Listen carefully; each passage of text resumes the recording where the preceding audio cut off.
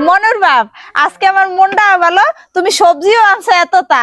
আজকে তুমি যা কবা আমারে, আমি ওইটাই রান্না করে খাওয়াবো। আচ্ছা ঠিক আছে, তাইলে ফুলকপি আর আলু মিশাই একটা তরকারি ঝোল করে ফেলাও। মাছ যে নাই, মাছ ছাড়া কি এই সবজি খাওয়ান যায়? बात तो सही है। আচ্ছা তাইলে একটা কাজ করো, নতুন যে আলু আনছি ওইটা দিয়ে ভর্তা করো। হ্যাঁ, আলু ভর্তা দিয়ে ভাত খেলে খেলে গলা হয়ে যায়, জল খাওয়া লাগে। অন্য কিছু কও তাইলে। থাক তুমি বাদ দাও, মাংস পোলাও বানাও। अच्छा। অনেক সময় লেগে যাবে না মাংস পোলাও রানতে?